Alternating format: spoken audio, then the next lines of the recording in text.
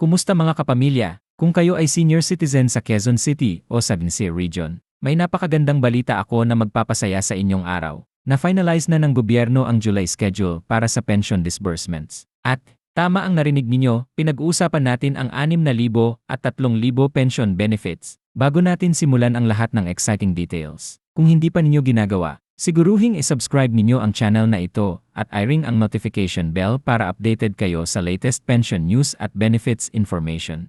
Simulan ko sa tanong na nasa isip ng lahat, sino ba talaga ang qualified para sa pension benefits na ito? Nandito ako para i-explain sa inyo ng comprehensive. Ang pension program na ito ay specifically para sa senior citizens na 60 years old at pataas na mga residente ng Quezon City at National Capital Region, NCR. Pero may mga specific criteria na kailangan ninyong ma-meet. At i-explain ko lahat ng detalye para hindi nyo mapalampas ang fantastic opportunity na ito. Una, pag-usapan natin ang 6,000 pension benefit. Ang mas mataas na amount na ito ay specifically designated para sa senior citizens na nag-meet ng certain vulnerability criteria. Maaaring nagtanong kayo, ano ba exactly ang vulnerability criteria? Ito ay mga senior na walang regular na source of income, walang pension from other government agencies, o hindi nakatanggap ng financial support from family members. Na-recognize ng government na kailangan ng extra support ng mga individuals na ito, at diyan exactly kung bakit nila na-allocate ang mas mataas na amount. Ngayon, para sa 3,000 pension benefit, ito ay designed para sa mga senior na may konting form ng income o support pero still need ng additional assistance para makapag-maintain ng decent quality of life. Ang tanong ng marami sa inyo ay, pwede ba ako makatanggap ng both benefits? Ang sagot ay hindi, pwede lang kayong mag-qualify para sa isa o sa isa. Depende sa inyong specific situation at needs assessment. Narito ang crucial na dapat ninyong malaman tungkol sa July schedule. Ang distribution ay gagawin sa phases para ma-ensure ang smooth at organized disbursement. Nag-implement ang local government ng systematic approach na ito para maiwasan ang overcrowding at ma-ensure ang safety ng lahat. Especially considering na mindful pa rin tayo sa public health protocols. Pero huwag mag-worry, gagabayan ko kayo sa exact schedule based sa inyong barangay at location. Para sa mga residente ng Quezon City, ang distribution ay magsisimula sa July 1 at magpapatuloy throughout the month. Ang schedule ay carefully planned according sa mga districts at barangays. Maaaring nagtanong kayo, paano ko malalaman ang specific schedule ko? Covered kayo, ang inyong barangay ay mag-notify sa eligible seniors through their local offices. Pero magbibigay din ako ng complete schedule breakdown sa video na ito.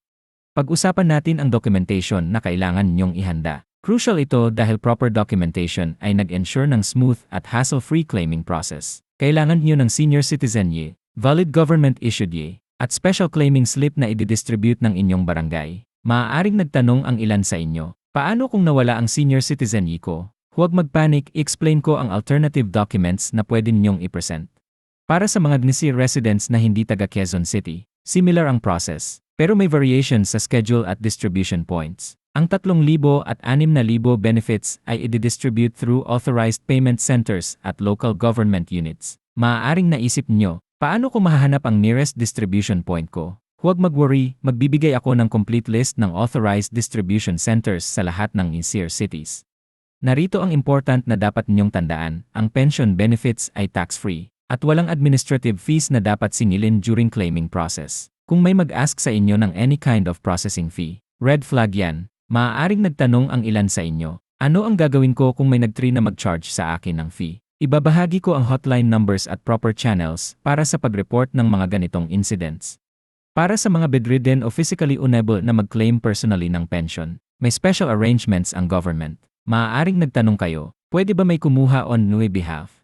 Absolutely, pero may specific process para sa pag-authorize ng representatives. At i-explain ko exactly ang documents at procedures na kailangan nyong sundin.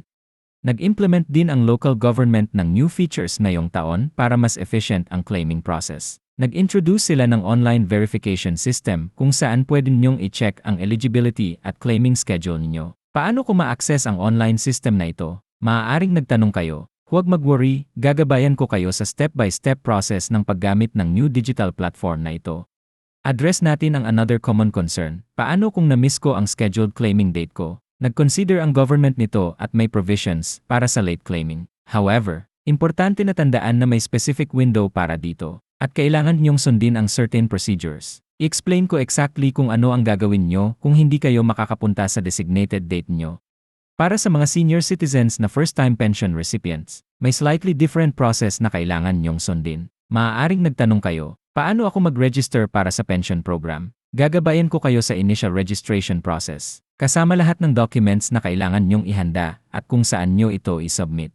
Nag-implement din ang government ng additional support services kasama ng pension distribution. Kasama dito ang free medical check-ups at basic health services sa selected distribution points. Available ba ang services na ito sa lahat ng distribution centers? Magandang tanong yan, at magbibigay ako ng complete list ng locations na nag-offer ng additional services na ito.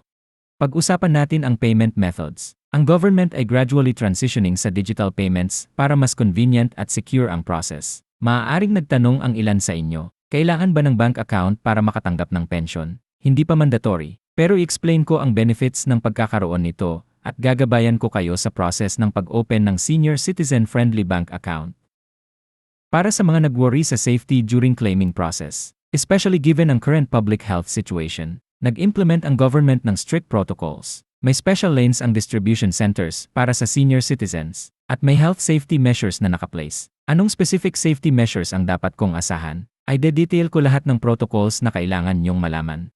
Narito ang hindi alam ng maraming tao, may additional benefits na maaaring qualified kayo beyond basic pension. Kasama dito ang discounts sa medicines, transportation, at other essential services. Maaaring nagtanong kayo, paano ko ma-access ang additional benefits na ito? I-explain ko kung paano ninyo ma-maximize lahat ng benefits na available para sa senior citizens. Nag-set up din ang government ng dedicated help desk para sa pension-related queries at concerns. Kung may questions kayo na hindi ko na-cover sa video na ito, pwede kayong makipag-contact sa kanila directly. Paano ko i-contact ang help desk? Ibabahagi ko lahat ng contact numbers at operating hours para sa service centers nila.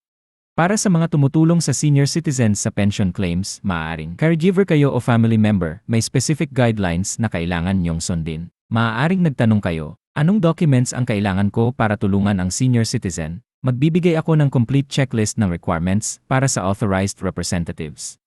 Looking ahead, may plans ang government na mas mapabuti pa ang pension distribution system. Gumagawa sila ng more digital solutions at expansion ng coverage ng program. Anong changes ang maaari nating asahan in the future? Ibabahagi ko ang latest updates sa upcoming developments sa pension system.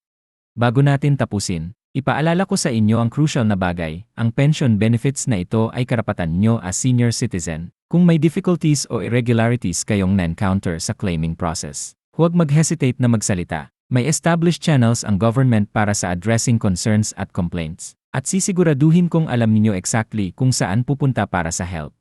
Tandaan, staying informed about your benefits ay crucial. Kaya encourage ko kayong mag-subscribe sa channel na ito para sa regular updates sa pension news at other benefits para sa senior citizens. Nandito kami para tulungan kayong mag-navigate through these processes at ma-ensure na makatanggap kayo ng benefits na entitled kayo. Sana na-answer ng comprehensive guide na ito ang lahat ng questions ninyo about July pension distribution. Kung nakatulong sa inyo ang information na ito, huwag kalimutang i-like ang video na ito at i-share sa other senior citizens na maaaring makinabang sa information na ito. Drop your questions sa comment section below at sisiguraduhin kong ma-respond ko sila as soon as possible. Stay tuned para sa more updates. At tandaan, knowledge is power, especially when it comes to accessing your benefits. Salamat sa panonood, at makikita ko kayo sa next video na may more valuable information about senior citizen benefits at programs.